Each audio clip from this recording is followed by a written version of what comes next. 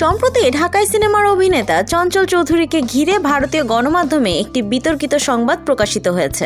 ভারতীয় গণমাধ্যম সংবাদ প্রতিদিন তাদের প্রতিবেদনে দাবি করেছে চঞ্চল চৌধুরী বর্তমানে গৃহবন্দী, এমনকি তাকে বিমান থেকে নামিয়ে দেওয়া হয়েছে বলে প্রতিবেদনে উল্লেখ করা হয়। এই খবর হিন্দুস্তান টাইমস ও নিউজ 18-এর মতো গণমাধ্যমেও ফলাও করে প্রকাশিত করা হয়। তবে অভিনেতা নিজেই এই খবরকে ভিত্তিহীন বলে উড়িয়ে দিয়েছেন। সংবাদ প্রতিদিন তাদের প্রতিবেদনে দাবি করে ছাত্র জনতার গণ অভ্যুত্থানের পর চঞ্চল চৌধুরীর নীরব থাকার কারণে তাকে গৃহবন্দী করা হয়েছে।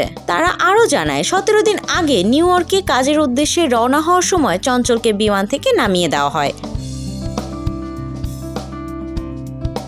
প্রতিবেদনে উল্লেখ করা হয়, দুবাই হয়ে নিউ ইয়র্কে যাওয়ার পরিকল্পনা থাকলেও তাকে প্রশ্ন করা হয় তিনি কি দেশ ছেড়ে পালাচ্ছেন। এরপরেই তাকে বিমান থেকে নামিয়ে গৃহবন্দী করা হয়। এই প্রসঙ্গে চঞ্চল চৌধুরী জানিয়েছেন, এমন কোনো ঘটনাই ঘটেনি, পুরো খবরটাই ভিত্তিহীন এবং মিথ্যা। এমনকি গত কয়েক মাসে কোনো সাংবাদিকের সঙ্গে আমার কথাও হয়নি। কিভাবে এ ধরনের খবর প্রকাশিত হলো তা আমার ধারণার বাইরে। তিনি আরও যোগ করেন, আমি কোনো ধরনের রাজনৈতিক কর্মকাণ্ডে জড়িত নই। নীরব থাকার কারণেও আমাকে যারা সমালোচনা করেছেন তাদের কাছে অনুরোধ, যাচাই বাছাই ছাড়া কোনো সংবাদ বিশ্বাস করবেন না।